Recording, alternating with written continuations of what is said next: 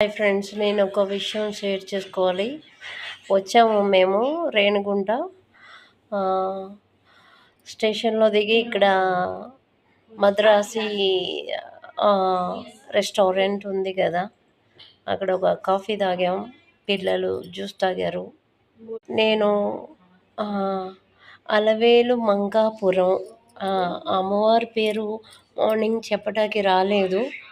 నాది చాలా తప్పైంది. నేను ఇప్పుడు డక్అవుట్ అయిపోయాను. జస్ట్ అలా కాలు పెట్టాం. తిరుపతి తిరుపతి కాదు, రేణిగుంటలో డక్అవుట్ అయిపోయాను. ఆయనకు మా సార్ కూడా చాలా హ్యాపీగా ఉన్నారు.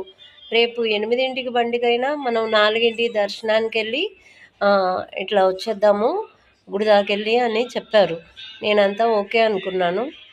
నా దురదృష్టం, నా రాత, నా దరిద్రం అలా ఉంది. ఏమో ఆ తల్లి ఎప్పుడు తెప్పించుకుంటుందో. సారీ అమ్మ, అలా అన్నందుకు. మంగమ్మ ఎంగంబాంబ అన్నాను. సారీ, అన్ని అవతారాలు నువ్వే అమ్మా. నా సారీ. నేను ఏంటంటే మాకు ట్రైను రిజర్వేషన్ అవ్వలేదు. ఆర్ఏసీ కూడా రిజర్వేషన్ అవ్వలేదు. ఇవాళ వచ్చాం, రేపు కూడా ఉండాలి. తత్కాలు మా హస్బెండ్ తత్కాల్ తీమని ఒక అబ్బాయికి చెప్పారు. ఏమైందో తెలీదు. రేపు దాకా చూడాలి, 10ంటికి దాకా. రేణుగుంటలో స్టే చేస్తున్నాం.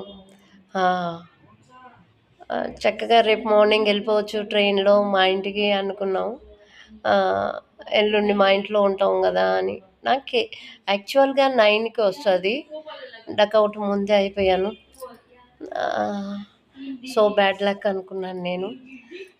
ట్రైన్ కూడా 7,000 ఎంతో అయింది. ఏసీ టికెట్ కదా, థర్డ్ ఏసీ.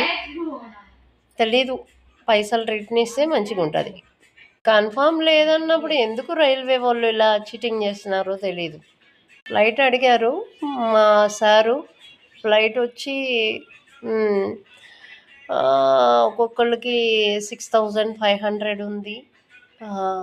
అదే 30,000 పైన పోతుంది కాబట్టి వద్దన్నాను నేను. మాతో వచ్చిన ఫ్రెండ్ కూడా వద్దులే అన్నా అని చెప్పాడు. ఎట్లా కొట్లా వెళ్ళిపోతాం. సాయి, ఏసీ లేకపోయినా నాన్ ఏసీలో కన్ఫామ్ సిట్టింగ్ ఉన్నా వెళ్ళిపోవచ్చు అని ప్లాన్లో ఉన్నాం. ఏంటంటే చార్ట్ ప్రిపేర్ అయిపోయింది, ఆయనకు మెసేజ్ వచ్చింది. లేకపోతే ఆయన కూడా డల్ అయిపోయారు. నేను గుడికి వెళ్ళకుండా అయిపోయింది కదా.